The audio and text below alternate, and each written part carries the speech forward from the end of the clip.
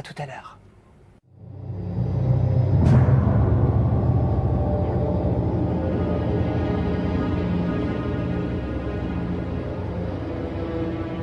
Le long parcours menant au 11 septembre débute 8 ans et demi plus tôt, le 26 février 1993, lorsqu'un petit groupe de véhicules roule dans les rues du New Jersey, sur la rive de l'Hudson, face à Manhattan.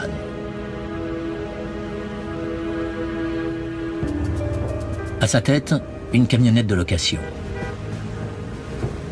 Son conducteur est Ramzi Youssef, un Pakistanais, qui a demandé asile aux États-Unis. À l'arrière de la camionnette se trouvent 500 kilos de liquide hautement explosif. C'est la première fois qu'on s'attaque au World Trade Center. Et l'incompétence des terroristes est à deux doigts de tout faire capoter.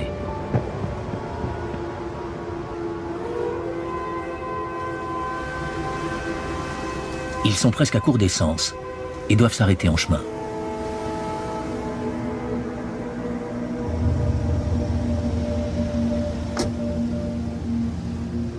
Une patrouille de police de Jersey passe par là et s'intéresse à eux.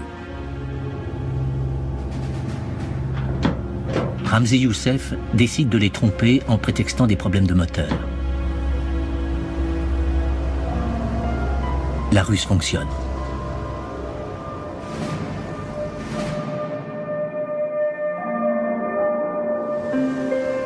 Peu avant midi, le cortège pénètre dans le parking souterrain du World Trade Center. Et la camionnette est garée près d'un pilier de la tour nord. Youssef allume 4 mèches différentes, de 6 mètres de long. Il veut être certain de réussir.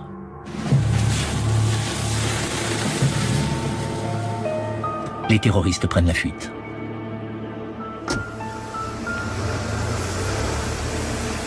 Il faudra 12 minutes aux mèches pour embraser les détonateurs.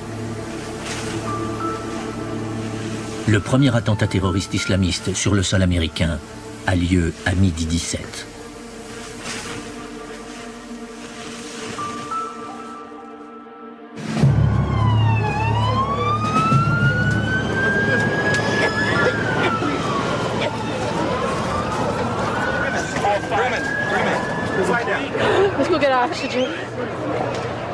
Les conspirateurs espéraient l'effondrement des tours, mais la bombe n'était pas assez puissante. Elle provoque l'évacuation dans la panique du World Trade Center, ainsi que 6 morts et plus de 1000 blessés.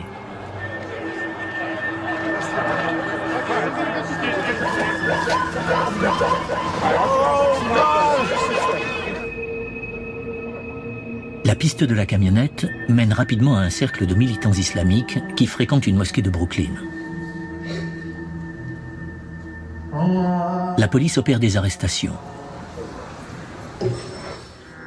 La plupart des suspects sont immigrés aux États-Unis de tous les pays du monde musulman. Ils n'ont jamais été associés à la moindre organisation terroriste connue.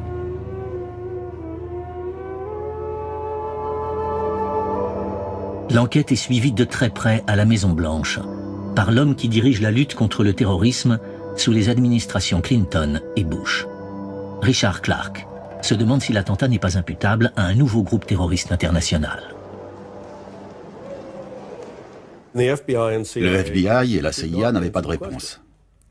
Ils ont insinué que ce n'était qu'un groupe de personnes haïssant les États-Unis qui s'étaient rencontrés on ne sait trop comment et s'étaient dit « faisons sauter le World Trade Center ». Ça semblait invraisemblable.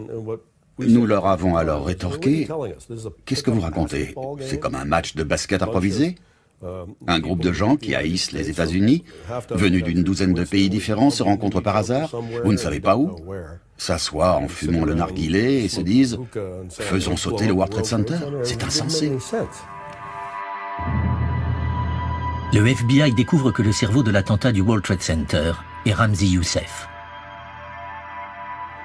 Quelques minutes après l'explosion, il a envoyé un message au New York Times pour revendiquer l'attentat, comme représailles au soutien américain à Israël et à l'oppression du peuple palestinien. Puis il quitte New York par le vol du soir pour le Pakistan. Les enquêteurs perdent sa trace pendant presque 2 ans.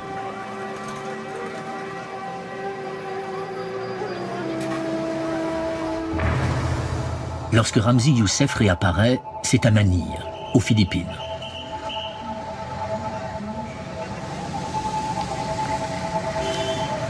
Il loue l'un des appartements de l'immeuble Josepha, sur l'avenue Quirino. L'appartement devient une usine de bombes. Il travaille sur un nouveau plan pour attaquer les États-Unis. Il fabrique un explosif à base de nitroglycérine qu'il dissimule dans des flacons vides de solution pour lentilles de contact.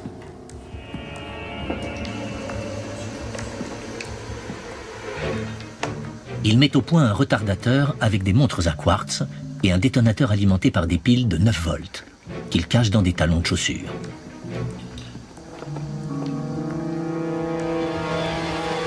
Son objectif, introduire des explosifs à bord des avions. Youssef décide de tester son plan sur un vol Philippine Airlines le 11 décembre 1994. Il n'a aucun mal à franchir le contrôle de sécurité de l'aéroport de Manille avec sa petite bombe.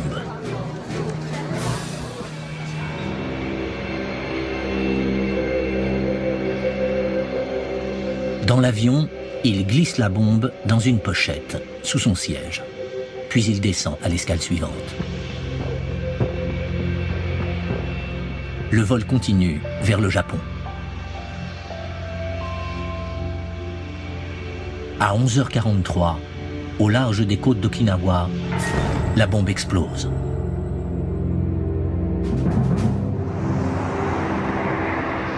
Heureusement, les pilotes réussissent à atterrir en catastrophe.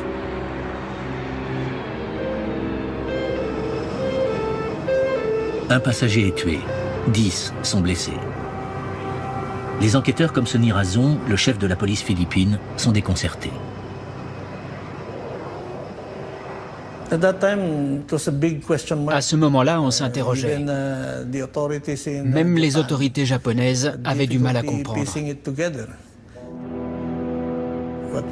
On savait qu'une bombe avait été introduite dans l'avion.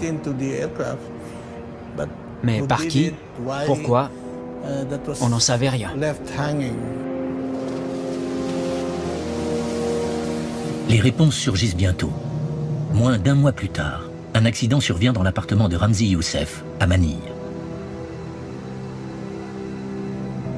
Dans la nuit du 6 janvier 1995, Youssef et un acolyte mélangent des produits chimiques, mais une erreur provoque un incendie.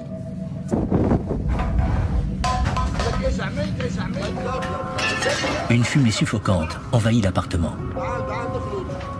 Les deux hommes fuient. Quelques minutes plus tard, la police vient enquêter. Dans l'appartement, elle trouve des vêtements religieux qui devaient permettre aux terroristes de se déguiser en prêtres. Ils y trouvent des bombes artisanales et d'autres preuves qui révèlent la préparation de l'assassinat du pape Jean-Paul II, qui doit venir en visite aux Philippines dans quelques jours. Mais les préparatifs les plus meurtriers sont découverts dans l'ordinateur de Youssef. Portant le nom de code Bojinka, il s'agit d'un plan complexe qui démontre qu'une équipe d'agents peut faire sauter simultanément une douzaine d'avions américains sur les lignes Asie-États-Unis. L'attentat pourrait faire 4000 victimes en une seule journée. J'étais stupéfait. Il faut beaucoup de préparatifs, beaucoup de coordination. Ce qui signifiait que Youssef n'était pas isolé.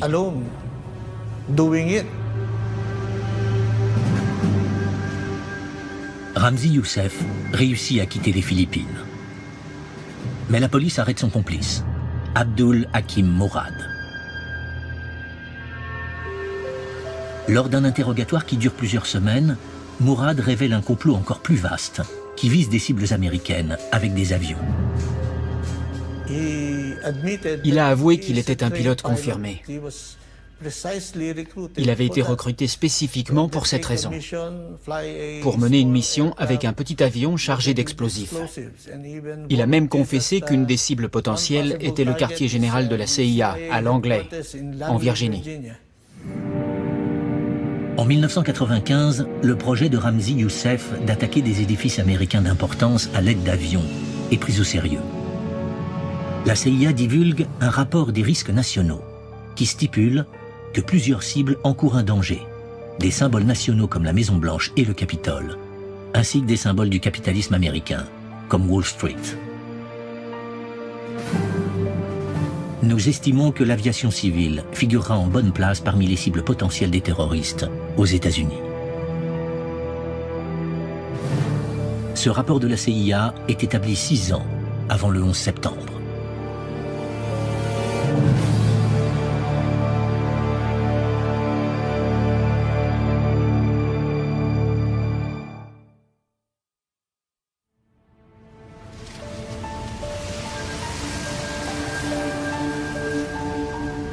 En janvier 1995, l'enquête sur le premier attentat du World Trade Center révèle un indice capital.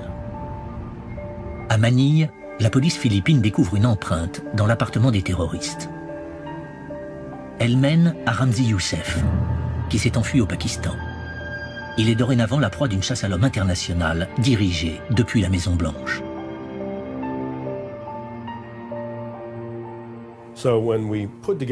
Lorsque nous avons compris que cet homme, qui avait été le cerveau de l'attentat contre le World Trade Center en 1993, planifiait à présent, en 1995, de détruire des avions américains avec ses bombes sophistiquées, on s'est dit « Mon Dieu, ce type c'est du sérieux.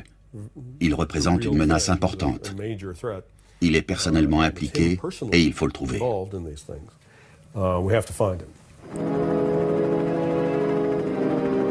Au Pakistan, la traque de Ramzi Youssef s'intensifie. On largue 37 000 pochettes d'allumettes arborant son portrait et une récompense de 2 millions de dollars pour toute information permettant son arrestation. C'est efficace. Le 7 février 1995, Ramzi Youssef est arrêté à Islamabad. Il a été trahi par l'un de ses complices, pour l'argent. Youssef est rapatrié du Pakistan dans un avion militaire américain.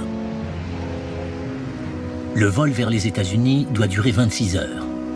Le FBI refuse que l'avion se pose dans un autre pays qui pourrait faire valoir ses droits sur son prisonnier. C'est pourquoi il est à plusieurs reprises ravitaillé en vol.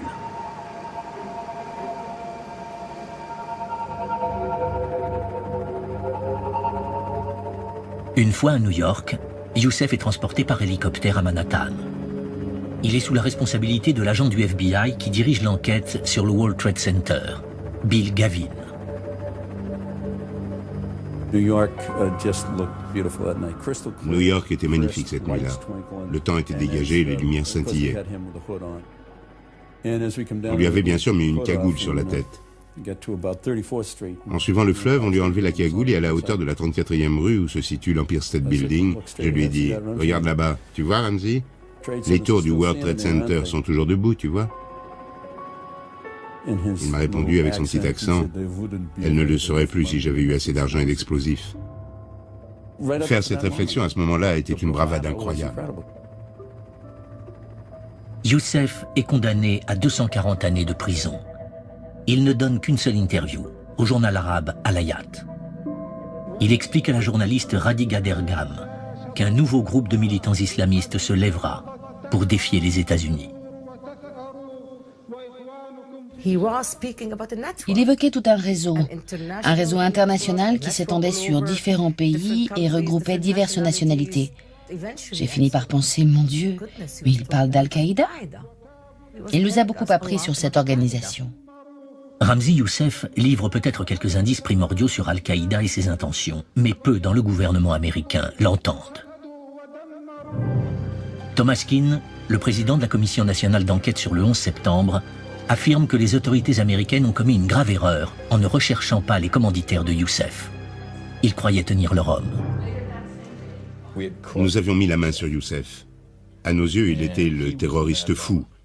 Il était celui qui avait essayé de faire sauter la tour 1 du World Trade Center. Il était celui qui avait essayé de mettre sur pied le complot Bojinka. Il était celui qui avait essayé d'attenter à la vie du pape. Celui qui voulait s'en prendre au président quand il était à Manille. C'était un franc-tireur qui voulait tout faire sauter. Mais Youssef n'est pas un franc-tireur. En prison, il commet une erreur fatale en téléphonant à son oncle, Khalid Sheikh Mohammed. Les enquêteurs américains découvrent rapidement que c'est Mohammed qui a fourni le financement pour le premier attentat du World Trade Center. et qu'il a joué un rôle prépondérant dans la conspiration contre les avions de ligne américains. Il deviendra le cerveau des opérations du 11 septembre.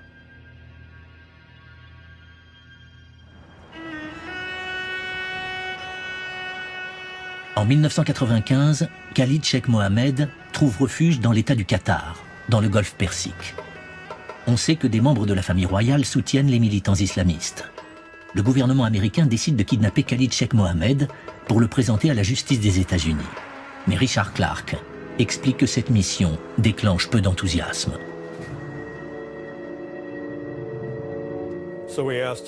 Nous avons donc demandé à la CIA s'il pouvait s'introduire au Qatar, sans l'accord des autorités locales, pour s'emparer discrètement de ce type. Cette requête ne semblait pas extraordinaire, mais il s'est avéré qu'elle l'était. La CIA, après de nombreuses analyses, est revenue et a refusé. Il ne pouvait pas le faire. Il n'en était pas capable. J'étais sidéré. Nous nous sommes alors tournés vers l'armée. Pouvez-vous enlever cet homme là-bas? Ils sont revenus avec un plan qui était proche de l'invasion du pays. Ce n'était pas juste un petit groupe de 12 personnes qui surgissent de quelques 4x4, mais quelque chose que même les Qataris auraient vu venir. On était donc dans l'impasse, et il a fallu faire remonter au niveau du cabinet. Le cabinet Clinton décide de faire appel directement à l'émir du Qatar pour l'arrestation et l'extradition de Khalid Sheikh Mohammed. Peu de temps après cette prise de contact, Khalid Sheikh Mohammed a quitté le pays.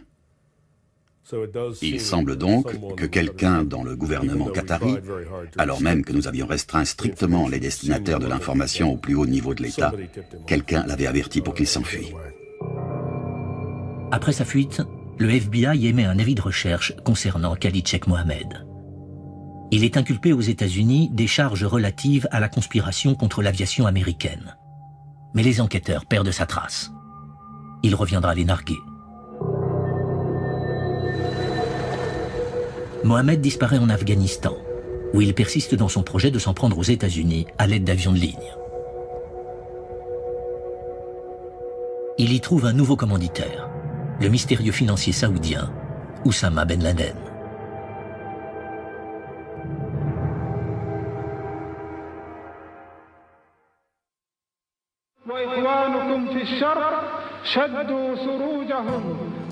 Les services de renseignements américains découvrent l'existence d'Oussama Ben Laden lors de l'enquête sur le premier attentat du World Trade Center. Son nom apparaît sur une liste de suspects qui pourraient avoir financé l'opération.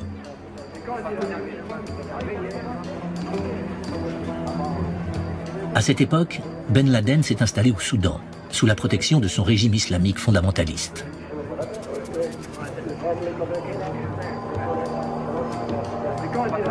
Je crois que j'ai entendu parler pour la première fois d'Oussama Ben Laden en 1993. Chaque fois que la CIA évoquait les activités d'un homme nommé Oussama Ben Laden, il disait « Oussama Ben Laden, ouvrez les guillemets, financier terroriste, fermez les guillemets ». En 1994, on a commencé à se dire « Examinons ce type de plus près, parce que son nom surgit de partout. Il se peut que son rôle ne se borne pas à la signature des chèques. »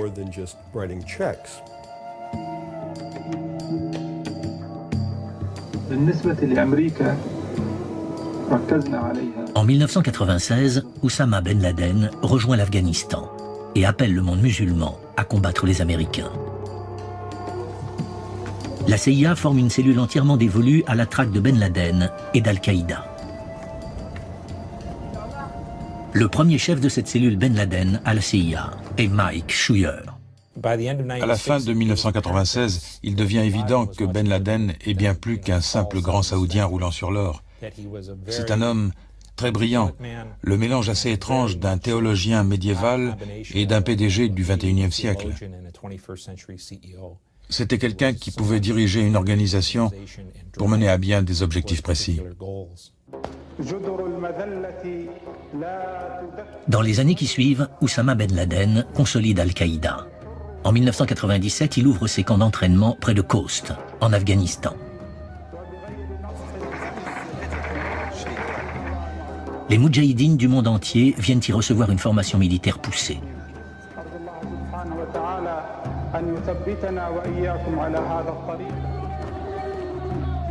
Ben Laden invite des journalistes et des équipes de télévision à visiter son camp. Et il fait même la démonstration de son habileté avec un fusil AK-47. En mai 1898, Oussama Ben Laden donne une conférence de presse pour annoncer qu'il joint ses forces à celles du groupe égyptien, le djihad islamique. Le journaliste pakistanais Rahimullah Youssoufzai se rend en Afghanistan pour assister à cette conférence. On a passé 5 heures en sa présence. Nous l'avons interrogé. Lors de cette conférence de presse, il a annoncé la création du Front islamique international pour le djihad contre les États-Unis et Israël, ainsi que la fusion d'Al-Qaïda avec ce front, ce même jour. Ben Laden publie une déclaration de guerre contre les États-Unis de 12 pages. Elle fait forte impression à la cellule Ben Laden de la CIA. C'était un document très érudit. Il ne s'agissait pas d'un simple fou qui nous déclarait la guerre. C'était un document de très haute tenue. Je crois que c'est ce qui a le plus frappé les gens qui travaillaient contre Ben Laden. Ce type était différent de tout ce qu'on avait connu auparavant. Comment Washington l'a-t-il pris? On l'a snobé, oui. Sur quelle puissance Ben Laden s'appuyait-il pour déclarer la guerre aux États-Unis?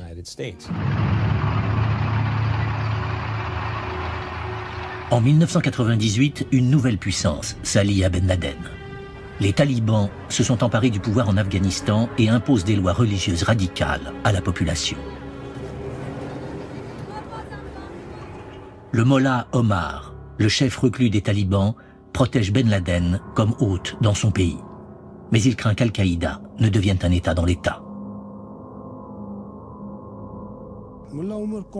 Le mollah Omar m'a téléphoné depuis Kandahar pour me demander si j'étais allé à la conférence de Khost avec Ben Laden. J'ai répondu oui. Comment vous y êtes-vous rendu? J'ai répondu que nous avions été guidés par un groupe de Moudjahidines cachemiri qui nous avait fait passer la frontière clandestinement. Il m'a demandé, vous aviez un visa? Je lui ai dit que non, alors il a dit, comment se fait-il qu'il ait donné une conférence de presse dans mon pays? Il n'y a qu'un seul dirigeant dans ce pays, soit c'est moi, soit c'est Ben Laden. À 20 km de Kandahar, en Afghanistan, se trouve une ancienne exploitation agricole nommée la ferme Tarnak. Les bombardements américains la réduiront à l'état de ruine après le 11 septembre, parce qu'elle fut pendant 4 ans la résidence d'Oussama Ben Laden. Et il s'installe ici, sur l'insistance du mollah Omar, qui veut pouvoir garder l'œil sur lui. En 1998, l'agence américaine de renseignement, la CIA, commence à traquer Ben Laden. Elle utilise la photographie satellite et des espions sur le terrain pour suivre ses moindres déplacements. C'est un peu exagéré, mais il se comportait presque comme un employé moyen. Il partait avec sa gamelle le matin, il quittait la ferme Tarnak et se rendait à Kandahar. Il s'occupait de ses affaires, déjeunait, rencontrait le mollah Omar et rentrait à la fin de sa journée. La CIA monte une opération pour arrêter Ben Laden et le ramener aux États-Unis pour y être jugé. Une équipe de commandos afghans est recrutée dans ce but. Gary Schroen, le responsable de l'antenne de la CIA à Islamabad, dirige l'opération. Selon notre plan, environ 35 ou 40 de ces combattants afghans devaient s'introduire dans le camp. On savait que 3 des maisons appartenaient personnellement à Ben Laden et que ses femmes y résidaient. Il logeait dans ces 3 maisons à tour de rôle quand il était là. Il fallait donc attaquer ces 3 bâtiments avec un maximum de discrétion, s'emparer de lui et l'évacuer le long d'un conduit qui courait sous le mur. L'opération d'enlèvement à la ferme Tarnak est prévue pour la nuit du 23 juin 1998. Mais peu de temps avant qu'elle ne soit lancée, un débat surgit à la Maison-Blanche sur le nombre probable de tués. J'ai avoué qu'il y aurait des tirs. Il était évident qu'une fois l'alarme donnée, ces types allaient se ruer dehors avec leur AK-47. Je crois que c'est probablement le facteur décisif qui a fait finalement capoter ce projet lorsque nous l'avons présenté. Tandis que le gouvernement est réticent à s'en prendre à Oussama Ben Laden, lui n'hésite pas.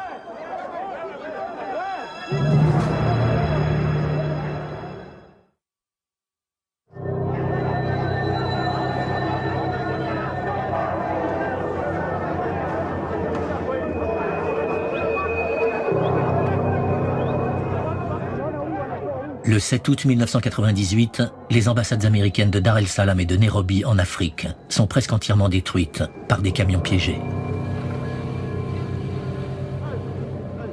224 personnes meurent, dont 12 Américains. Plus de 5000 sont blessés. L'enquête mène tout droit à Oussama Ben Laden. Dans la salle de crise de la Maison-Blanche, l'équipe de la sécurité nationale de Clinton décide de répliquer avec des missiles de croisière. La CIA a reçu des informations sur la tenue d'une réunion entre Ben Laden et d'autres chefs d'Al-Qaïda dans l'un de ses camps d'entraînement en Afghanistan, le 20 août 1998.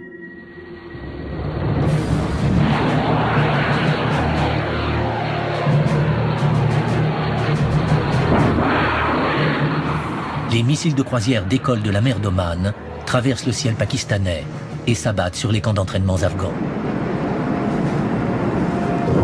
Mais ils ratent de peu Ben Laden.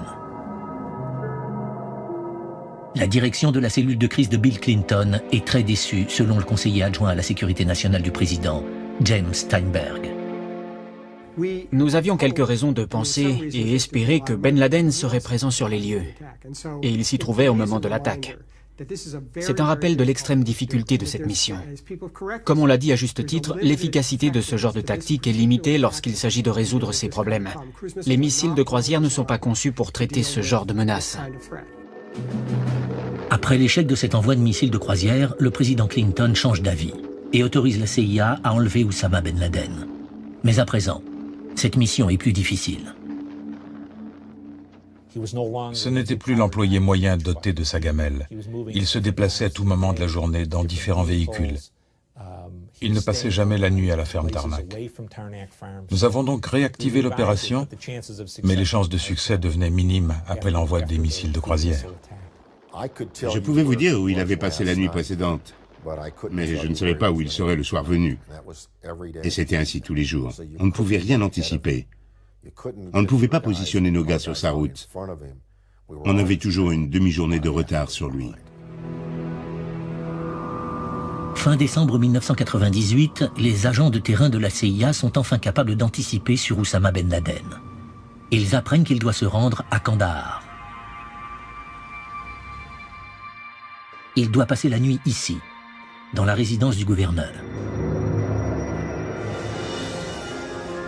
Les navires américains de la mer d'Oman se préparent à lancer leurs missiles de croisière sur ce bâtiment.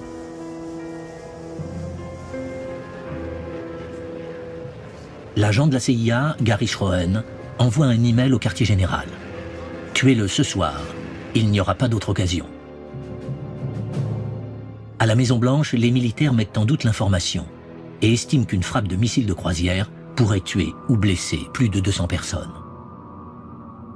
L'opération est finalement annulée. J'ai trouvé franchement délirant cette décision de ne pas attaquer Ben Laden parce qu'il se trouvait dans un bâtiment à proximité d'une mosquée. Ils craignaient, si des éclats frappaient la mosquée, de froisser le monde musulman. Ils ont donc décidé d'annuler le tir. C'est le genre de motif pour ne pas agir qu'avancent sans cesse les politiques. Les occasions avortées de capturer ou d'éliminer Oussama Ben Laden dans les années 90 sont un des sujets importants de l'enquête de la commission sur le 11 septembre. Le vice-président Lee Hamilton défend les responsables politiques de l'administration Clinton.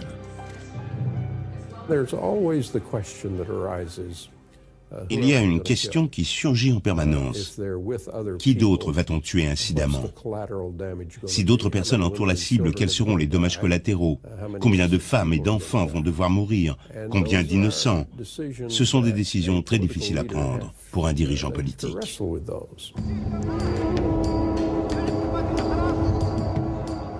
La dernière occasion sérieuse pour l'administration Clinton de pouvoir tuer Oussama Ben Laden se présente lors d'une chasse aux faucons dans le sud de l'Afghanistan en 1999. La chasse aux faucons est une des activités favorites des milliardaires du monde arabe.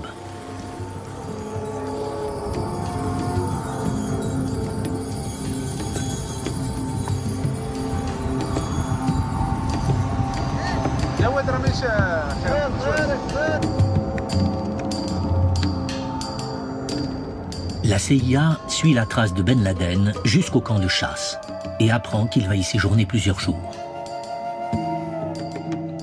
Mais les photos satellites révèlent aussi la présence d'un avion militaire C-130 des Émirats arabes unis, indiquant que des membres haut placés du gouvernement des Émirats chassent avec Ben Laden.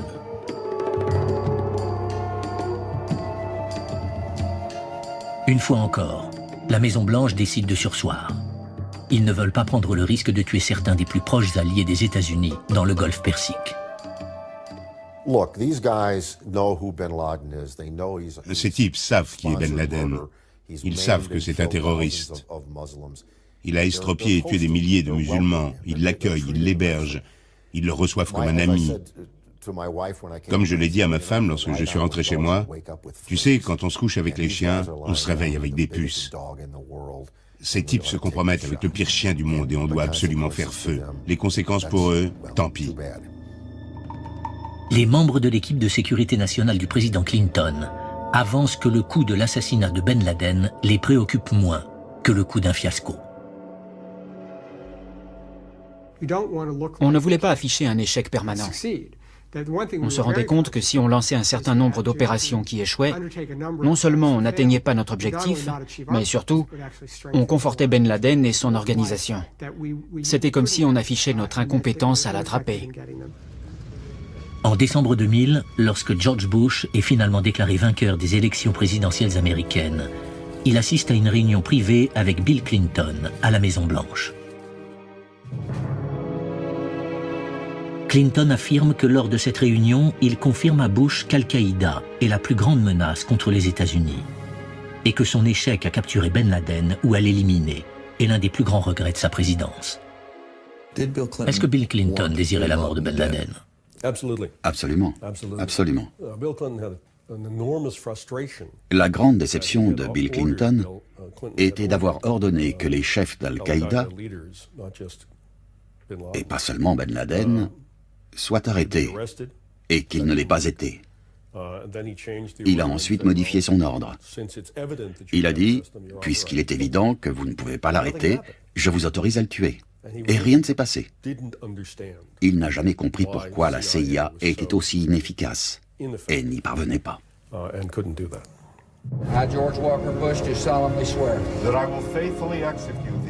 Le 20 janvier 2001, George Bush prête le serment présidentiel des États-Unis. 5 jours plus tard, Bush reçoit une note de son directeur du contre-terrorisme à la Maison-Blanche, Richard Clarke, qui lui dit « Avons besoin urgent d'un compte-rendu au plus haut niveau sur le réseau Al-Qaïda ». Cette réunion urgente n'aura pas lieu avant 9 mois. Pour la nouvelle administration Bush, Al-Qaïda n'est pas une priorité.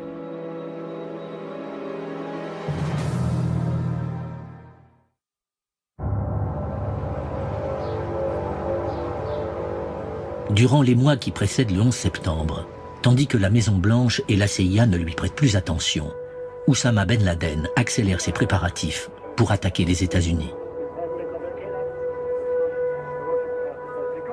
On peut désormais reconstituer les événements au sein d'Al-Qaïda grâce à Khalid Sheikh Mohammed, le cerveau de l'opération du 11 septembre.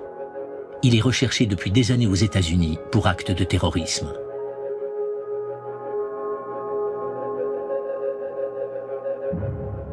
Arrêté en 2003, il devient une importante source d'information pour la commission enquêtant sur la tragédie. Khalid Sheikh Mohammed est à l'origine de cet attentat. Il l'a mis sur pied et l'a mené. Il a raconté comment il recrutait les pirates. Il en sait plus que quiconque encore en vie. Il a été d'une importance extrême. Le témoignage de Khalid Sheikh Mohammed a été récemment introduit devant une cour de justice fédérale au titre de preuve. Le témoignage est le résultat de nombreuses heures d'interrogatoire. Mohamed y décrit fièrement comment il a convaincu Ben Laden sur l'idée du 11 septembre et comment ils se sont mis d'accord sur les méthodes et les cibles. Après les attentats de 1993 sur le World Trade Center, je me suis aperçu que les explosifs et les bombes posaient problème. Je me suis donc concentré sur l'utilisation d'avions comme armes. Les cibles les plus appropriées étaient les grands immeubles, parce qu'ils sont à la fois faciles à viser et qu'ils offrent un impact symbolique. Ben Laden a exprimé son désir d'une frappe simultanée sur le Pentagone, la Maison-Blanche et le bâtiment du Capitole.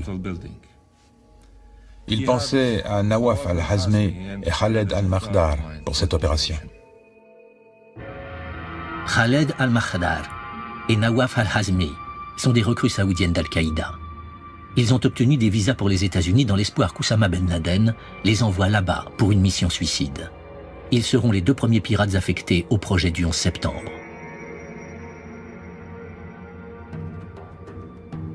Khalid Sheikh Mohammed enseigne aux 2 hommes les bases de la formation nécessaire à leur mission. Il leur projette des films hollywoodiens pour leur apprendre comment des pirates de l'air peuvent prendre le contrôle d'un avion.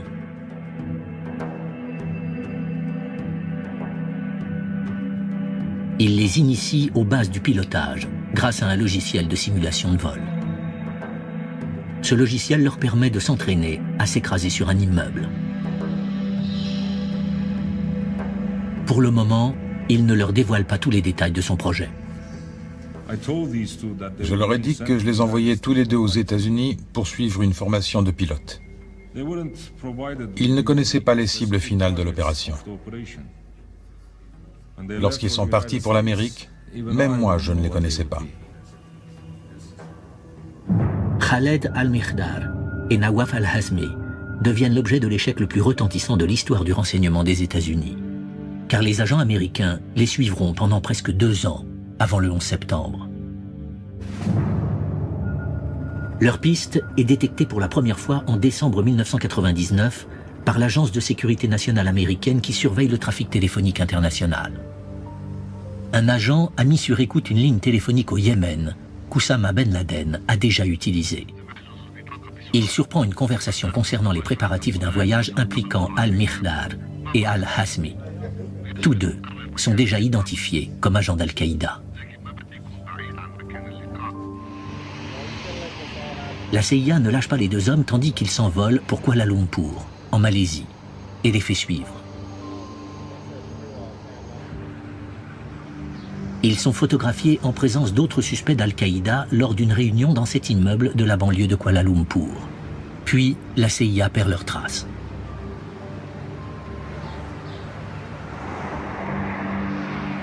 Une semaine plus tard, les 2 hommes s'envolent pour les États-Unis et atterrissent à l'aéroport international de Los Angeles.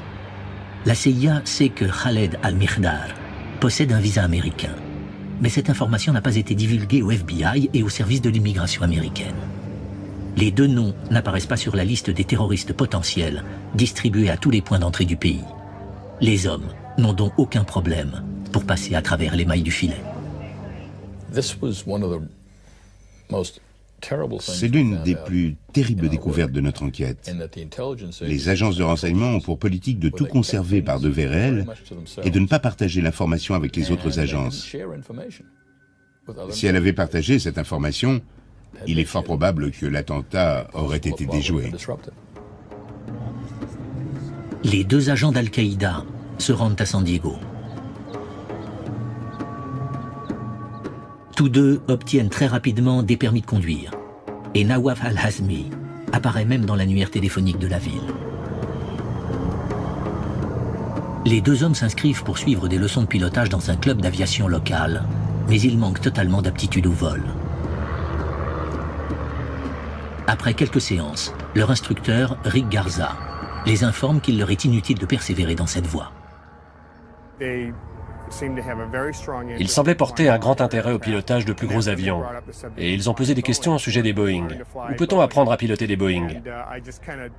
J'ai souri et je leur ai dit, « Vous avez du chemin à faire avant de pouvoir toucher un Boeing. Il va vous falloir plusieurs années. Mais vous devez commencer avec un petit avion. Si vous ne pouvez pas piloter ce petit quadriplace, vous ne pourrez jamais piloter un Boeing. » Les deux hommes font savoir à Khalid Sheikh Mohammed qu'apprendre à voler est bien plus difficile que prévu. Il est surpris. Ben Laden et moi pensions que le pilotage d'un avion n'exigeait aucune compétence ou talent spécifique.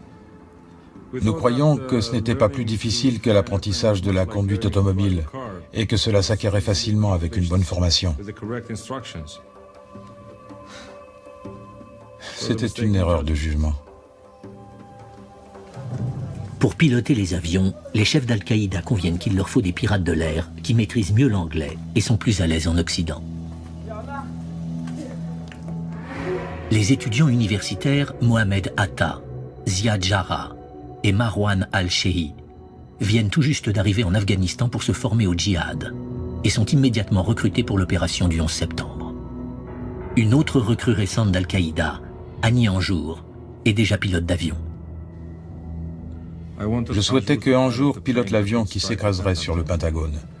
Étant donné que ce n'est pas un immeuble en hauteur, le Pentagone est une cible plus difficile à atteindre. Je pensais que Anjour était le plus qualifié des pilotes.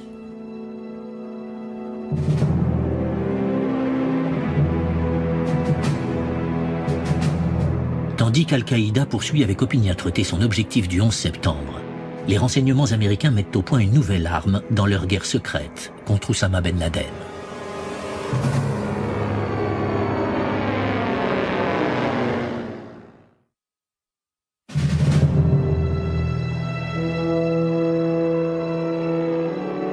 Un an avant le 11 septembre, une nouvelle arme américaine, susceptible de porter un coup fatal à Al-Qaïda, fait son apparition en Afghanistan.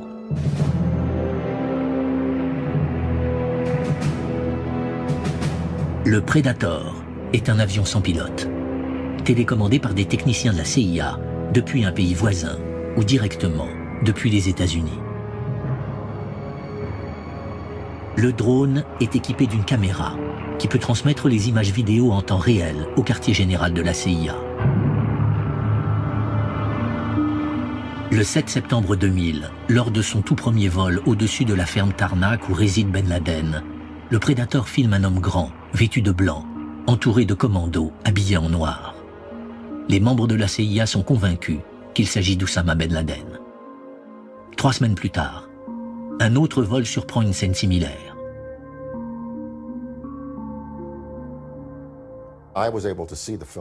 J'ai pu voir cette vidéo au quartier général. J'ai constaté qu'il s'agissait d'un grand pas en avant. Puis il y a eu beaucoup de discussions concernant l'armement du Predator pour qu'il puisse tirer des missiles sur la cible une fois que nous l'aurions repéré. Il a fallu un peu de temps pour développer cette capacité. Tandis qu'on tente d'équiper le Predator de missiles Hellfire, la nouvelle arme devient l'objet d'une lutte intestine à Washington. La CIA décrète qu'elle n'a pas à payer pour le Predator ou pour son remplacement s'il s'écrase. Elle souhaite que le ministère de la Défense prenne en charge la facture. À la Maison-Blanche, Richard Clark réagit dans une note cinglante. Soit Al-Qaïda représente une menace qui mérite qu'on la contre, soit ce n'est pas le cas. Les responsables de la CIA doivent se décider et cesser de tergiverser.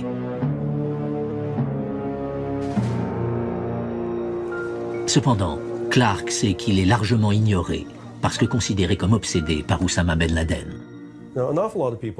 Un nombre considérable de personnes jugeaient Ben Laden en disant « Il n'est pas si dangereux ». Des gens le croyaient avant le 11 septembre. Ils disaient « Bon, il s'en est pris à 2 ambassades et 17 Américains sont morts.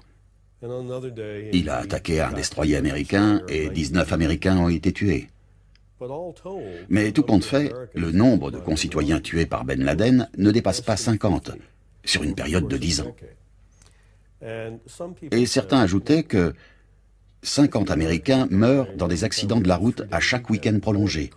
Ressaisis-toi, Richard, prends du recul. Ce n'est pas une menace majeure. Pendant ce temps en Afghanistan, Oussama Ben Laden prend personnellement part à l'entraînement des hommes qui deviendront les hommes de main du 11 septembre. Ceux qui s'empareront du cockpit et maîtriseront les passagers. Nous avons formé les hommes de main à se rendre d'abord maîtres du cockpit, puis ensuite du reste de l'appareil. On leur a appris tous les détails de l'opération, notamment le fait que leurs avions devaient s'écraser sur des immeubles, que lorsqu'ils sont arrivés aux États-Unis, au printemps et à l'été 2001. Les hommes de main commencent à débarquer aux États-Unis. Beaucoup d'entre eux franchissent les services d'immigration alors que leurs documents officiels incomplets devraient les en empêcher. 16 hommes sur les 19 n'auraient jamais dû pouvoir entrer aux États-Unis parce que leur visa ou leur passeport posait problème. Ils auraient tout simplement dû être arrêtés à la frontière, 16 sur 19.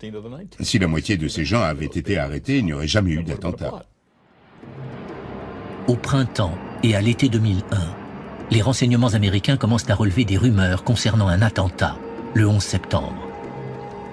Un informateur de la CIA rapporte qu'Oussama Ben Laden s'intéresse à l'utilisation de pilotes de ligne comme terroristes. Le 22 juin, l'administration aéronautique fédérale envoie un communiqué aux compagnies aériennes les prévenant d'une possible tentative de détournement par des terroristes islamistes. Le 25 juin, un avis de menace parvient à toutes les agences gouvernementales évoquant la forte probabilité d'un attentat terroriste imminent et spectaculaire perpétré par Al-Qaïda. L'adjoint au secrétaire d'État, Richard Armitage, reçoit tous ces avertissements. Il y avait beaucoup de rapports en ce début d'été 2001 indiquant que les terroristes préparaient quelque chose. On ne savait pas quoi. L'une des thèses mentionnait l'utilisation d'avions et je me souviens de George Tenet, le directeur de la CIA, qui courait dans toute la ville en frappant du poing sur les bureaux et déclarait « Il va se passer quelque chose, je ne sais pas quoi, mais cela va arriver ». L'avertissement le plus appuyé est peut-être parvenu directement au président. Le 6 août 2001, alors qu'il est en vacances à Crawford, au Texas, George Bush reçoit son rapport présidentiel d'information quotidien. Le titre est en gras. Ben Laden, déterminé à frapper les États-Unis. Le document suggère qu'Al-Qaïda veut suivre l'exemple de l'attentat à la bombe du World Trade Center, perpétré par Ramzi Youssef, et porter la lutte sur le sol américain. Il souligne la tendance à des activités suspicieuses dans le pays ayant rapport avec des préparatifs pour le détournement d'avions ou autres types d'attentats. Mais aucune mesure n'est prise. Lors de cet été fatidique, le directeur du contre-terrorisme, Richard Clark, ne peut plus le supporter. Il décide d'être muté. Je me suis dit qu'ils avaient peut-être raison, que je ressemblais au capitaine Ahab poursuivant la baleine blanche. Si quelqu'un d'autre prenait ma place et parvenait à la même conclusion que moi, qu'Al-Qaïda représentait une menace majeure, peut-être qu'il le croirait enfin. En août 2001, la CIA finit par divulguer des renseignements vitaux qui pourraient empêcher l'attentat du 11 septembre. Elle apprend au FBI que Nawaf al-Hazmi et Khaled al-Mikhdar sont des agents d'Al-Qaïda dotés de visas américains et qu'ils doivent être retrouvés. Malheureusement, l'avis de recherche du FBI les concernant est classé non urgent, ce qui laisse aux enquêteurs 30 jours pour y donner suite. L'information concernant les deux hommes à Los Angeles est arrivée un petit peu trop tard. On n'avait aucune notion d'urgence par rapport à un attentat imminent et on n'a pas agi aussi rapidement qu'on aurait dû. Le quartier général du FBI finit par remarquer que les deux suspects d'Al-Qaïda se sont envolés pour Los Angeles, 18 mois plus tôt. On envoie donc ce câble au bureau du FBI de Los Angeles pour lui demander de bien vouloir retrouver la trace d'Al-Mikhdar et d'Al-Hazmi. Le câble est daté du 10 septembre 2001.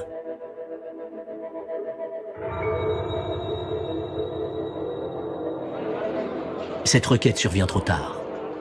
Le matin du 11 septembre, Nawaf al-Hazmi, ici en chemise bleue, franchit le contrôle de sécurité de l'aéroport Dulles, à Washington. À ses côtés son jeune frère, Salem al-Hazmi, le pilote Hani Anjour et Khaled al-Mikhdar.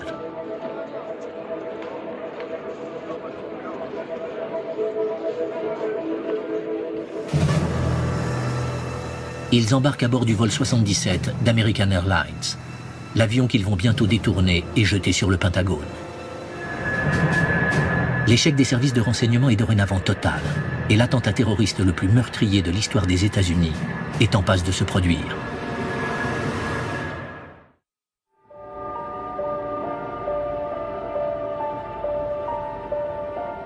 Le 11 septembre 2001, un jour ensoleillé et dégagé se lève sur la ville de New York, tandis qu'environ 50 000 personnes se rendent à leur bureau au World Trade Center.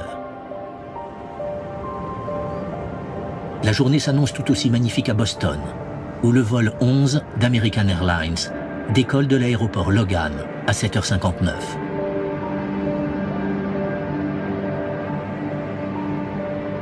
Le vol 175 de United Airlines décolle 15 minutes plus tard depuis le même aéroport.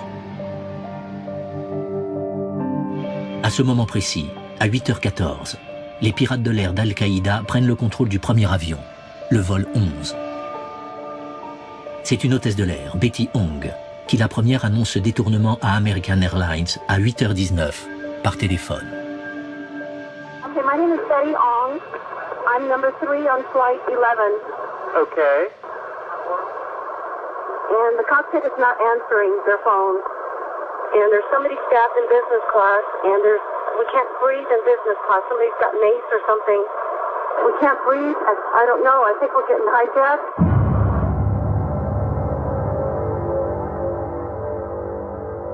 À la date du 11 septembre, les États-Unis sont dotés d'une série de protocoles à suivre pour gérer les détournements d'avions qui impliquent l'intervention de l'armée. Le système est inopérant à presque tous les niveaux. La première défaillance intervient immédiatement. L'armée n'apprendra la nouvelle de ce détournement que dans 18 interminables minutes. Les contrôleurs aériens civils ne prennent conscience de ce détournement que lorsqu'ils entendent pour la première fois à 8h24 la voix du pilote d'Al-Qaïda, Mohamed Atta, aux commandes du vol 11. We have some planes, just stay quiet and we'll be okay. We're turning to the airport. Nobody move. Everything will be okay. If you try to make any move, you'll danger yourself and the airplane. Just stay quiet.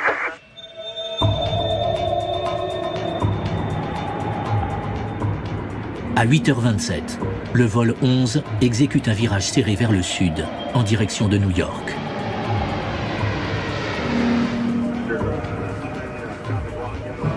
« 10 autres minutes s'écoulent avant que les contrôleurs aériens de Boston ne préviennent enfin l'armée. Le centre de défense aérienne du Nord-Est, à Rome, dans l'État de New York, est en plein exercice de manœuvre. Hi, Boston Center Team U. We have a problem here. We have a hijacked aircraft headed towards New York, and we need you guys we need someone to scramble some F-16s or something up there to help us out. Is this real world or exercise? No, this is not an exercise, not a test. L'armée fait immédiatement appel aux chasseurs les plus proches pour intervenir. Sur la base aérienne d'Otis à Cape Cod, Timothy Duffy et Daniel Nash sont de garde. On a reçu un appel à 8h37 pour nous informer qu'il y avait probablement un détournement en cours. J'avais un récepteur radio dans ma poche qui indiquait Alpha Kilo 1-2 en piste, ce qui signifiait que Nasty et moi devions revêtir nos combinaisons anti-G, nos casques, les harnais et tout le reste.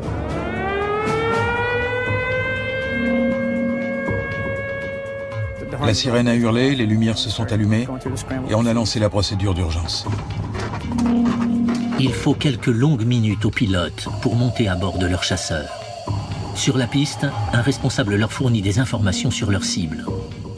Il m'a indiqué qu'il s'agissait d'un 767 d'American Airlines en partance pour la Californie, probablement détourné. Il m'a dit que c'était sûrement sérieux.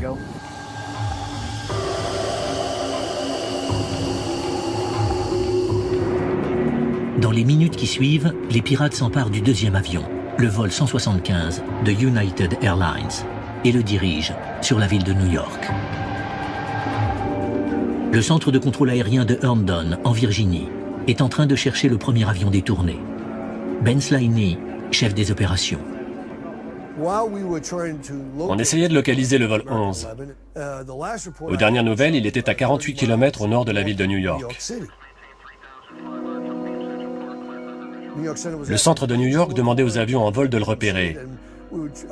On a aussi demandé au personnel au sol, aux tours de contrôle de la région, aux services de police, à tous ceux qui pourraient nous donner des informations sur sa position. À 8h46, le vol 11 survole New York à basse altitude et s'écrase sur la tour nord du World Trade Center.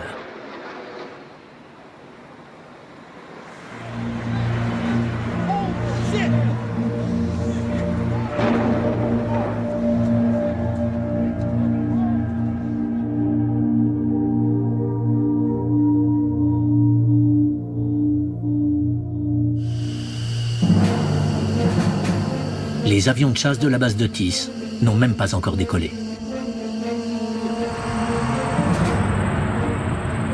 Ils ne peuvent prendre l'air que 7 minutes plus tard.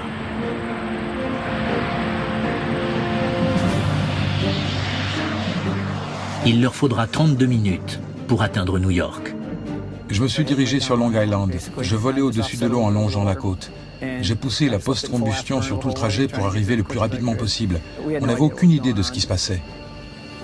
Justin, you were looking at obviously a very disturbing live shot there. That is the World Trade Center, and we have unconfirmed reports this morning that a plane has crashed into one of the towers of the World Trade Center. CNN Center right now. 3 minutes seulement après l'impact, CNN diffuse les images du trou béant dans la tour nord. On pense qu'il s'agit d'un petit avion de tourisme.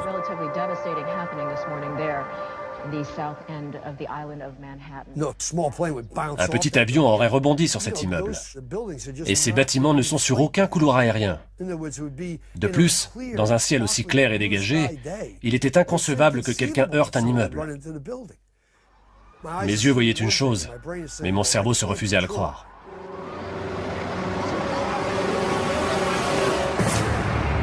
Ce n'est qu'à 8h55 que le contrôle aérien de New York réalise qu'un deuxième appareil a été détourné. Ils en avertissent le central de contrôle aérien par téléphone. La confusion règne.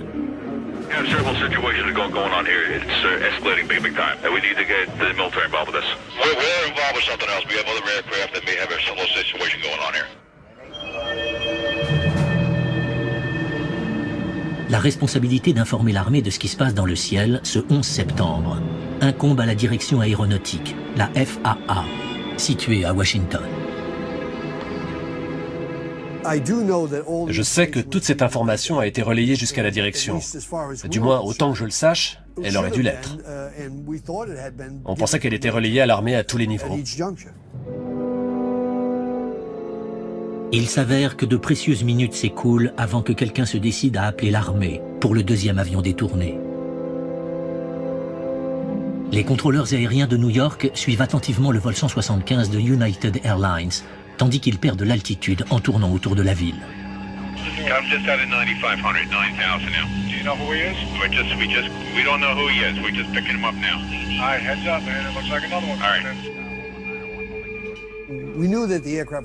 On savait que l'appareil s'approchait rapidement de New York, qu'il plongeait à toute vitesse vers la ville.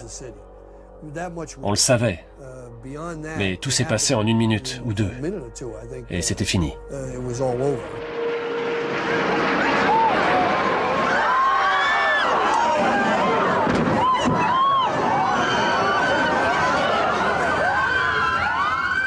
Les militaires n'ont vent du deuxième avion détourné qu'au moment même où il s'écrase sur la tour sud du World Trade Center à 9h03. Le chasseur le plus proche est encore loin de là. Je pense que nous étions à environ 100 ou 110 km de Manhattan et on m'a annoncé par radio qu'un deuxième appareil venait de heurter le World Trade Center. Ça m'a évidemment fait un choc parce que je croyais qu'il n'y en avait qu'un. Il n'y avait pas un seul nuage dans le ciel et la visibilité permettait de voir à plus de 160 km. D'où nous étions, on pouvait très nettement voir les 2 tours brûlées.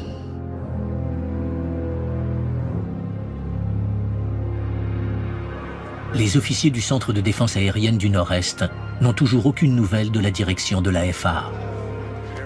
À 9h08, le commandant de l'équipe de mission commence à improviser la défense aérienne de l'Amérique du Nord. This is what I foresee that we probably need to do. We need to talk to FAA. We need to tell them if this stuff's going to keep on going, we need to take those fighters, put them over Manhattan. That's the best thing. That's the best play right now. Un tas de choses me traversaient l'esprit. Est-ce que j'allais devoir contraindre un avion de ligne à atterrir? Est-ce que je devrais l'abattre? Mon unique but était de mettre fin à tout cela. Les gens ont tendance à oublier la confusion de ces instants. On était en pleine crise, c'était le chaos, et on essayait de cerner la situation. Ce 11 septembre, le ciel n'est pas le seul à connaître le chaos.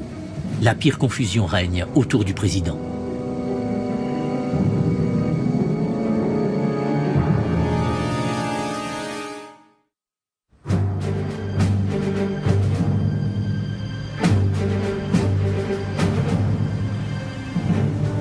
Une autre insuffisance monumentale du 11 septembre est imputable aux autorités politiques.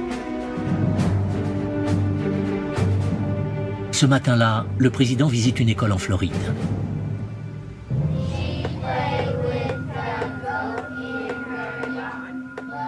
Après avoir appris qu'un premier avion s'est écrasé sur le World Trade Center, il insiste pour ne pas interrompre son programme de la journée. À 9h05, son secrétaire général, Andrew Card, lui annonce qu'un deuxième avion s'est écrasé sur l'autre tour et que l'Amérique est attaquée. Comme chacun s'en souvient, il ne réagit pas pendant presque 7 minutes.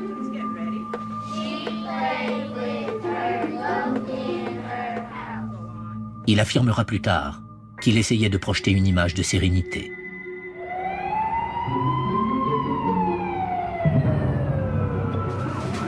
Pendant ce temps, à la Maison-Blanche, la confusion est totale. Le directeur du contre-terrorisme, Richard Clarke, arrive sur les lieux au moment même où l'on apprend qu'un deuxième avion a percuté les tours. Il apprend que le président n'est pas là et se précipite dans le bureau du vice-président. Le vice-président m'a demandé « Que croyez-vous que ce soit ?» Je lui ai répondu « Cela me paraît évident. Quand 2 tours sont frappées simultanément ou presque par 2 avions de ligne, il s'agit d'un attentat terroriste.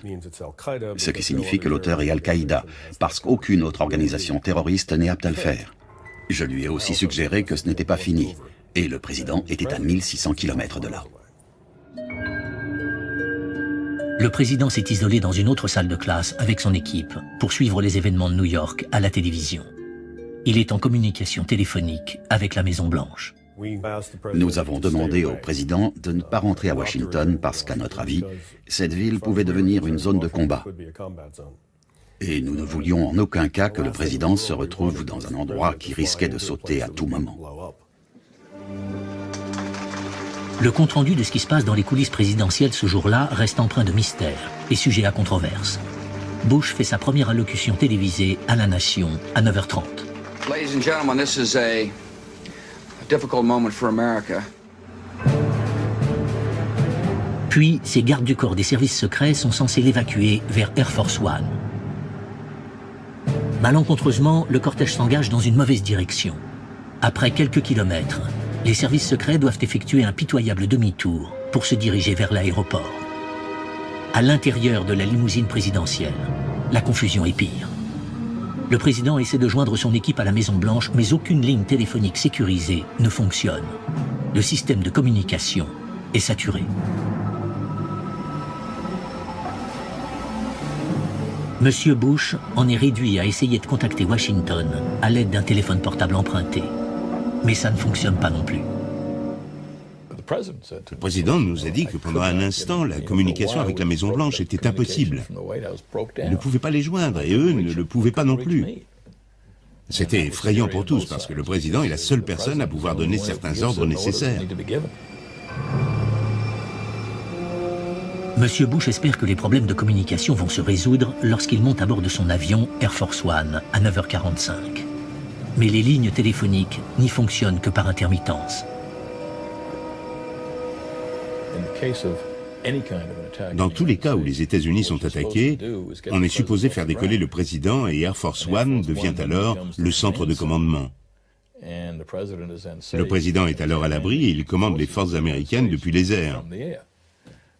Et les communications ne fonctionnent pas.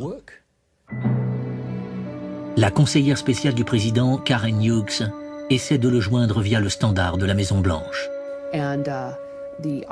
Le standardiste m'a rappelé et je me souviens que sa voix tremblait. Il m'a dit « Madame, on ne peut pas joindre Air Force One ». Ce fut un moment vraiment terrifiant parce que ça ne m'était évidemment jamais arrivé auparavant. Le 11 septembre, non seulement le président est injoignable, mais la Maison-Blanche reste sans défense.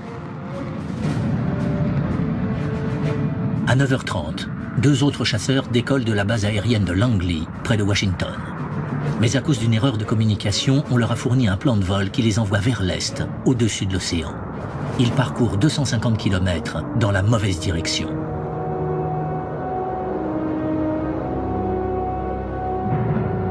Dans la Maison-Blanche, Richard Clarke se demande pourquoi il n'aperçoit aucun chasseur dans le ciel. Nous avons bien sûr immédiatement requis une patrouille aérienne de combat. Je supposais que le ministère de la Défense s'en était déjà préoccupé. Cela semblait demander une éternité. La situation empire. Peu après 9 heures, American Airlines s'aperçoit qu'un autre de ses appareils, le vol 77, est probablement détourné. À nouveau, l'annonce de cette nouvelle à l'armée sera retardée. D'une demi-heure cette fois.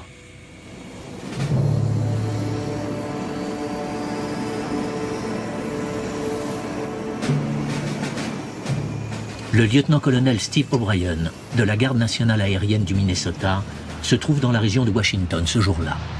Il décolle de la base aérienne Andrews à 9h30, à bord d'un avion cargo C-130. Inconscient de ce qui se passe, il fait admirer la vue de la capitale nationale à son équipage. Puis les contrôleurs aériens lui demandent de repérer l'avion d'American Airlines. En fait, l'appareil détourné est sur le point de le percuter. À ce moment précis, il avait engagé un virage sur l'aile à 45 degrés et je ne voyais rien d'autre que lui à travers mon pare-brise. Il était très près, donc je dirais environ 800 mètres. Puis 5 ou 10 secondes plus tard, on m'a demandé par radio si je l'avais toujours en vue et si c'était le cas, de le suivre. C'était étrange parce qu'en presque 20 ans de vol, on m'avait jamais demandé de suivre un appareil, surtout un avion de ligne.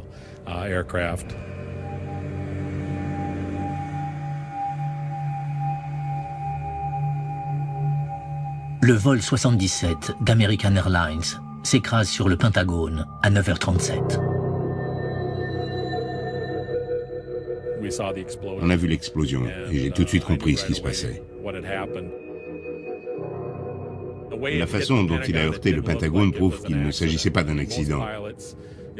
La plupart des pilotes, s'ils doivent s'écraser avec leur appareil, vont tout essayer pour éviter les zones habitées. En tout cas, ils essaieront de ne pas heurter un gros bâtiment. Une fois le Pentagone touché, Richard Clark ordonne l'évacuation de la Maison-Blanche. Un jour ordinaire, il y a probablement plusieurs milliers de personnes dans cette zone. Et nous les avons tous évacués très rapidement. Nous leur avons dit de partir, de quitter la ville. Tandis que presque tout le personnel fuit la Maison-Blanche, la conseillère spéciale du président, Karen Hughes, y pénètre. Je suis entrée, il n'y avait plus personne. Tous ceux que je voyais avaient une arme à la main et semblaient prêts à s'en servir si nécessaire. Je ne voulais donc surprendre personne. Je me souviens que je criais « Bonjour, bonjour, il y a quelqu'un ?» 2 agents des services secrets sont apparus avec leurs armes. Ils se sont précipités dans le vestibule et lorsqu'ils ont constaté que c'était moi, ils m'ont accompagné chez le vice-président. Après l'attentat contre le Pentagone, le vice-président est conduit dans un bunker souterrain sous la Maison-Blanche. Il ordonne des mesures d'urgence prévues pour assurer la continuité du gouvernement des États-Unis en cas de guerre nucléaire.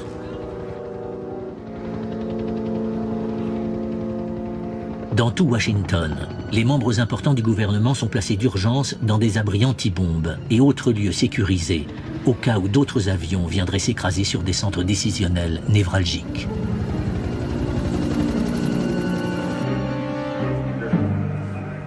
À 9h42, le responsable du contrôle aérien des États-Unis ordonne que tous les avions atterrissent immédiatement sur l'aéroport le plus proche.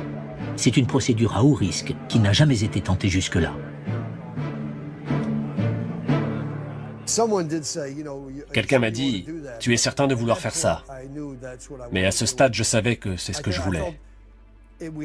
Je savais qu'il fallait qu'on change le cours des événements. Cela permettrait au moins de séparer les bons des méchants, et ceux qui resteraient en l'air devraient se débrouiller avec les militaires. Mais les militaires n'ont aucun plan pour s'occuper du dernier avion impliqué dans le 11 septembre, le vol 93 de United Airlines.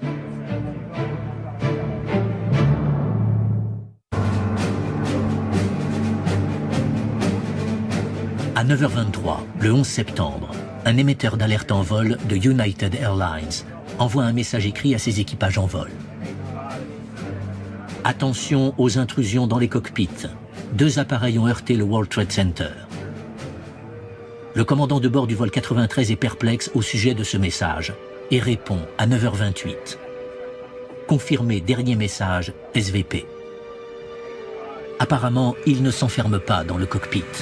car 2 minutes plus tard, sa radio transmet l'irruption des pirates de l'air.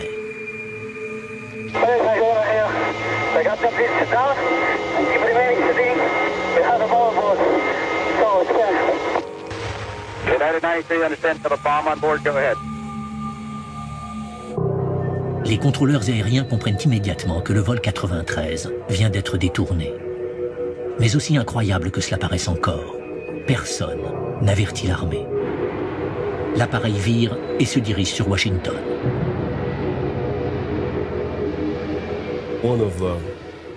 L'un des avions, qui semblait avoir été piraté, paraissait se diriger tout droit sur Washington. Notre réunion était interrompue toutes les 3 minutes pour nous faire savoir où se trouvait cet appareil et à quelle distance. À un moment, il semblait évident que l'avion filait droit sur la ville. La direction de la FAA est supposée avertir l'armée. Mais son personnel, enregistré au téléphone, hésite au sujet du vol de United Airlines. They're pulling Jeff away to talk about United 93. Do we want to think about scrambling aircraft? Oh, God, I don't know. That's a decision somebody's going to have to make probably in the next 10 minutes. Everybody just left the room. Il n'y a apparemment qu'une seule personne à la FAA autorisée à prendre contact avec l'armée. On apprend à Ben Slaney qu'on ne trouve pas cette personne. J'ai dû répondre à un truc du genre « C'est incroyable, il n'y a qu'une seule personne. On doit désigner quelqu'un ou quelqu'un doit prendre la responsabilité de donner un ordre. » On n'obtenait aucune réponse à nos demandes d'information. Que faisaient les militaires? Le vol 93 s'écrase dans un champ, en Pennsylvanie, à 10h03. Il y a été précipité par l'action héroïque de ses passagers, qui ont ainsi évité qu'ils ne s'abattent sur Washington. L'armée n'apprend l'existence du vol détourné qu'après sa chute.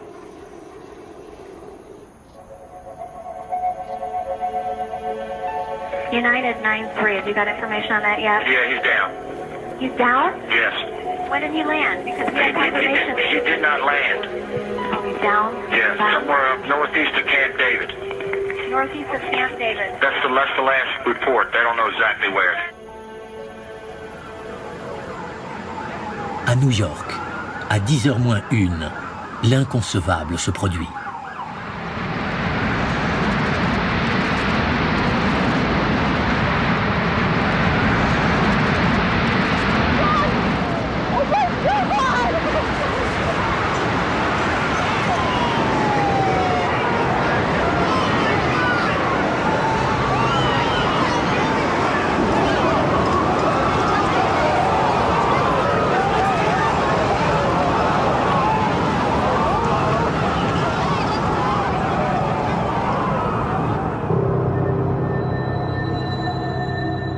Après l'effondrement de la première tour, on demande à Timothy Duffy de survoler la seconde tour pour l'examiner. J'ai répondu que j'allais l'observer à la verticale. Je me suis placé au-dessus du toit et j'ai basculé l'avion pour la voir. Tout me paraissait parfait. Elle semblait bien d'aplomb, pas de problème. Elle ne s'inclinait pas ou ne se tordait pas. Au moment même où je m'apprêtais à l'annoncer par radio, je regardais le toit parfaitement carré et il a commencé à rapetisser. Pendant quelques secondes, je ne comprenais pas ce que je voyais, parce que je n'avais pas la bonne perspective, jusqu'à ce que je voie la fumée émerger en dessous. J'ai alors compris que la tour était en train de s'écrouler.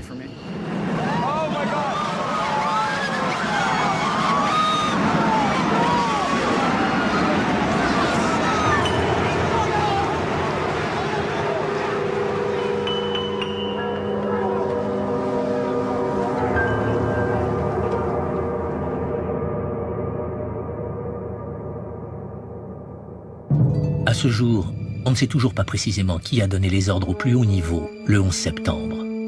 La question prétend le plus à controverse, concernant l'ordre d'abattre les avions de ligne s'ils étaient détournés. Un ordre qui aurait pu faire des centaines de victimes innocentes supplémentaires. Les membres de la commission d'enquête ont laissé entendre que le président et le vice-président n'avaient fourni aucune information à ce sujet et que la vérité restait à établir. Les enregistrements démontrent qu'entre 10h et 10h15, dans le bunker de la Maison-Blanche, on demande au vice-président si les pilotes de chasse peuvent ouvrir le feu sur les appareils pris en otage qui se dirigeraient sur Washington. Il en donne immédiatement l'ordre. Cependant, seul le président est habilité à le faire. Plus tard, M. Bush et M. Cheney s'accordent pour expliquer devant la commission sur le 11 septembre que le président avait donné cet ordre d'ouvrir le feu environ 15 minutes plus tôt, mais les enregistrements téléphoniques de la Maison-Blanche n'étayent pas cette affirmation. Sait-on précisément qui a donné cet ordre? Non, on ne sait pas précisément qui a donné cet ordre. Comment se fait-il qu'on ne le sache pas? Parce que la tête de l'État refuse de parler. Le président et le vice-président sont les seuls à pouvoir faire toute la clarté sur cette question, et on ne sait tout simplement pas ce qui s'est réellement passé. Autre fait surprenant, cet ordre d'abattre les avions n'a jamais été transmis aux pilotes des chasseurs qui auraient pu l'exécuter. Non, nous n'avons jamais reçu cet ordre. On nous a fait savoir qu'il se pourrait qu'on ait à abattre le prochain avion détourné, mais ce n'était qu'à titre informatif. Il n'y a pas eu d'ordre, pas d'authentification, rien qui ressemble à ce qui est normalement exigé pour abattre un appareil. L'idée que le président des États-Unis puisse donner un ordre et que les forces aériennes ne le reçoivent pas, c'est très grave. Un pilote reçoit bien l'ordre d'abattre des avions, mais il n'est pas en mesure de l'exécuter. Mark Sasseville décolle de la base aérienne d'Andrews, à quelques kilomètres seulement de la Maison-Blanche. Il ne reçoit pas cet ordre par la voie militaire appropriée, mais directement des services secrets depuis le bunker de la Maison-Blanche où se trouve le vice-président. Soucieux d'offrir une protection à Washington, il décolle avec le seul appareil disponible. Mais il n'est pas armé. S'il rencontre un avion piraté, il prévoit de le percuter avec son F-16 et d'essayer de s'éjecter à la dernière minute.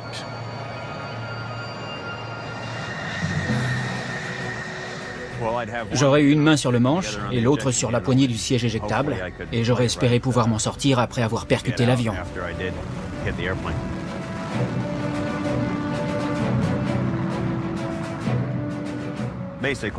J'aurais tenté de rabattre mon aile sur la sienne pour décrocher son réacteur, ou sectionner son aile si j'arrivais assez vite. J'aurais utilisé mon fuselage pour y parvenir, mais les capacités aérodynamiques de mon appareil auraient été immédiatement détruites, et je me serais éjecté si j'en avais la possibilité.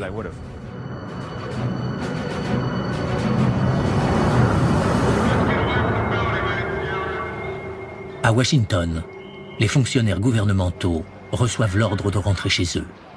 Beaucoup d'employés de la CIA n'apprécient pas cet ordre. Quand une crise survient, qu'une ambassade est attaquée ou qu'il y a une émeute, on sort et on s'occupe de cette crise. On ne la fuit pas. Au central de contrôle aérien, le personnel assiste au spectacle étonnant de tous les avions de ligne qui survolent les États-Unis, se posant sur l'aéroport le plus proche. Tous obéissent à l'ordre de Ben Sliney. Il y avait environ 4300 avions. Ils ont tous atterri en 2 heures et 20 minutes. Je ne voulais plus entendre parler d'un autre appareil qui se dirigerait vers une ville, serait intercepté ou s'écraserait. Dans l'après-midi, le président atterrit sur la base aérienne d'Offutt, au Nebraska. À cause des problèmes de communication dans l'avion, on le transporte dans un abri souterrain.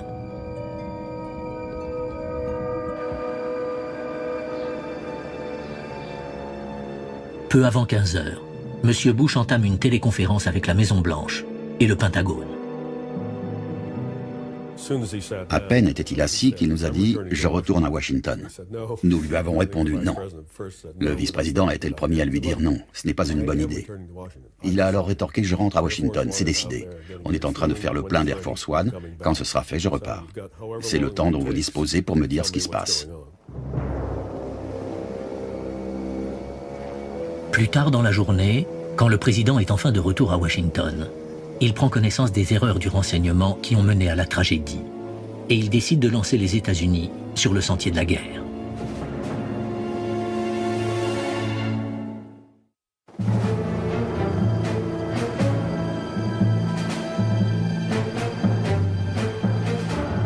Lorsque le président réintègre la Maison-Blanche le 11 septembre, il apprend que le FBI a identifié les noms de 2 agents d'Al-Qaïda connus, Khaled al-Mehdar et Nawaf al-Hazmi sur la liste des passagers de l'avion qui a frappé le Pentagone. Le président a appris cette nuit-là qu'il y avait eu une faute impliquant la CIA, le FBI et le partage des informations. Il a eu la même réaction que moi. Il était scandalisé. J'étais sidéré. Je ne pouvais pas imaginer que le FBI connaissait les noms de personnes résidant dans ce pays et appartenant à Al-Qaïda et qu'il leur permettrait d'embarquer dans des avions sous ces noms sans même utiliser une fausse identité. J'étais abasourdi. Pourquoi le FBI n'avait-il pas prévenu le ministère des Transports qu'il cherchait ces gens? Pourquoi n'était-il pas sur la liste des interdictions de vol? Mais le 11 septembre, il y avait plus urgent que de tenter de répondre à ces questions. Ce même après-midi, Ben Slaney découvre que la direction de la FAA a émis une mise en garde contre les détournements terroristes 3 mois plus tôt. Il est sous le choc. Cette mise en garde contre les détournements n'avait pas été transmise aux contrôleurs aériens, mais seulement aux compagnies. Je suis consterné, parce que je crois sincèrement que nous aurions réagi plus rapidement. Il y aurait eu 16 000 paires d'oreilles, Dieu, et autant d'esprits conscients de ce danger, et qui auraient prêté attention à tout ce qui aurait pu paraître suspicieux si les informations avaient été transmises.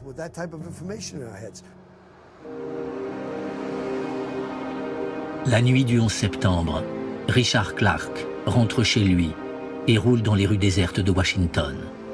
Il s'arrête et observe le Pentagone encore fumant.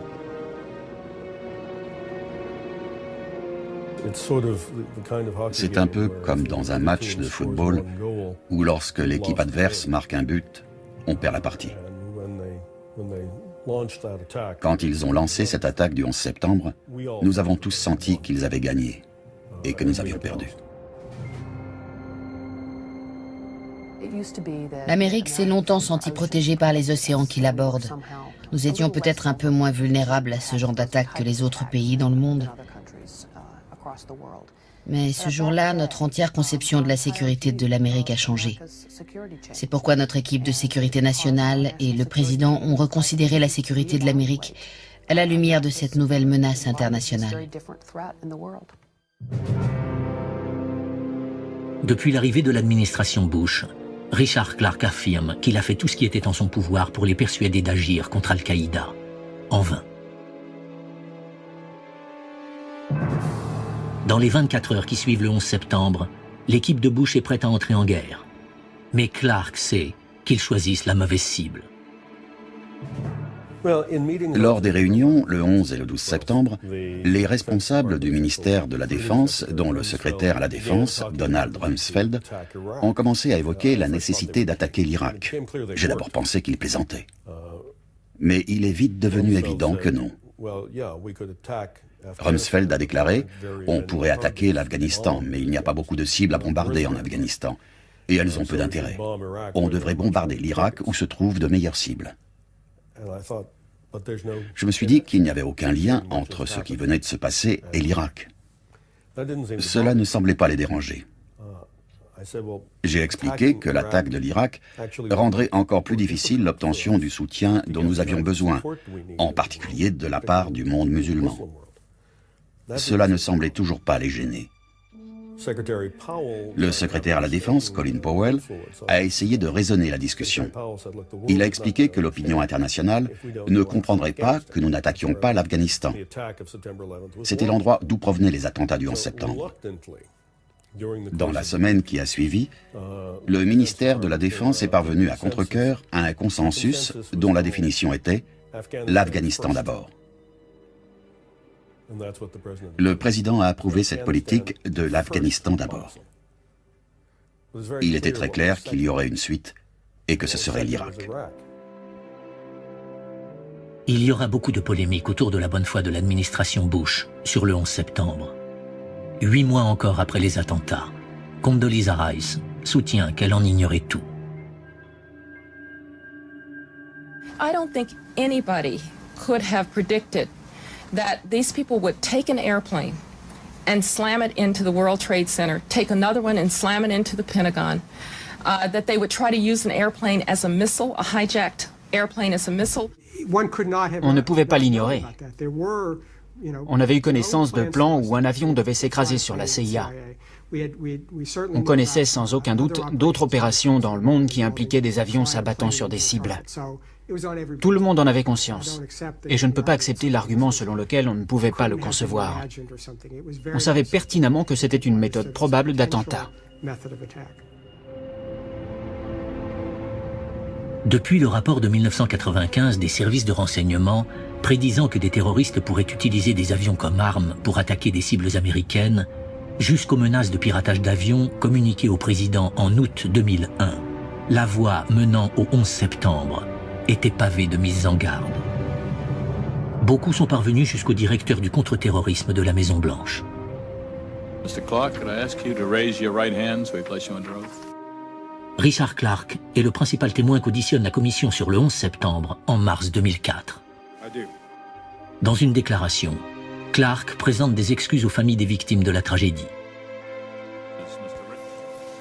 Your government failed you. Those entrusted with protecting you failed you. And I failed you. We tried hard, but that doesn't matter because we failed. C'est un échec du gouvernement au grand complet. Que ce soit les agences de renseignement, les services de l'immigration, la FAA, toutes les administrations partagent cette culpabilité. Il n'y a personne ayant travaillé à ce moment pour le gouvernement des États-Unis qui ne partage pas une part de cette responsabilité. Richard Clark démissionne de son poste de directeur du contre-terrorisme de l'administration Bush. À la fin de cette longue guerre contre Al-Qaïda, il garde un profond sentiment de culpabilité. Je crois que toute personne impliquée dans le contre-terrorisme peu avant le 11 septembre se sent coupable de ne pas avoir fait plus. Et si ce n'est pas le cas, elle le devrait.